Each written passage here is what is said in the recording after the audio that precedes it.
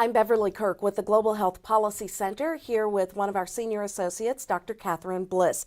She is the author of a new report on the GAVI Alliance's Replenishment Prospects for 2014. Thank you so much for being here. Thank you. The GAVI Alliance is a public-private partnership founded in the year 2000, basically to support immunizations in the world's least developed countries. So how successful has it been? Well, the GAVI Alliance originally started out as the Global Alliance for Vaccines and Immunization.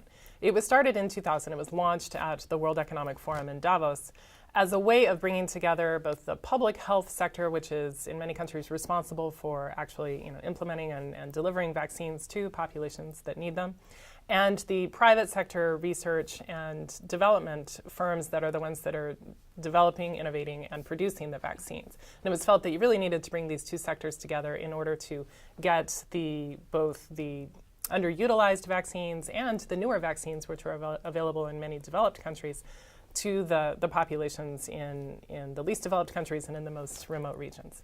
Since 2000, GAVI has been extraordinarily successful both in raising awareness and use of those underutilized vaccines and in launching campaigns to introduce new vaccines, including most recently in the past few years, the pneumococcal vaccine, the rotavirus vaccine, and also vaccines for the human papillomavirus, which causes cervical cancer.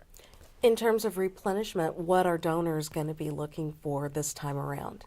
Well, this is the second replenishment that GAVI will undergo. The first one was in the year 2011. And so at that point, they had initiated a new 5-year plan to cover the period from 2011 until 2015.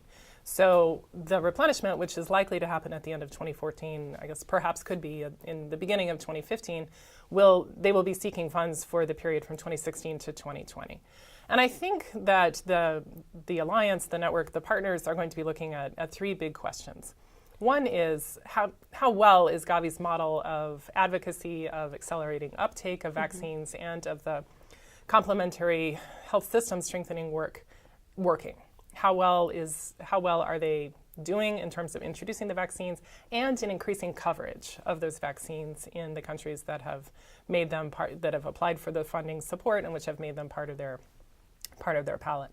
I think the second question that the partners and the donors are going to be asking is the extent to which countries are making progress and becoming more self-sufficient in funding their own vaccine initiatives and the extent to which they are graduating according to the relatively new GAVI graduation process. A third issue that I think some of the traditional donors are going to be looking at is the extent to which the GAVI Secretariat and the GAVI partners have been able to mobilize resources and interest from newer and different donors, and the extent to which other countries are willing to join the group in extending support toward GAVI for the next 5 years. What about U.S. engagement? How important is that?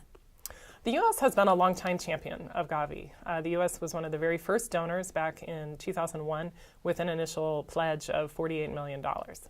And over time, that pledge has grown considerably. At the 2011 conference, which met in London in June of 2011, the United States committed $450 million over 3 years, so the period between 2012 and 2014. There are a number of different ways that donors can contribute to GAVI. There's direct funding or direct contributions. They can do so through something called the Advanced Market Commitment and then the International Financial Facility for Immunizations. The most common ones are the direct funding and what's called IFM, this finance facility for immunizations. And the United States has typically really only done the direct funding because the IFM commitments are over kind of a period of 20 years or so, which they apply bonds toward making funding available immediately for some of the work.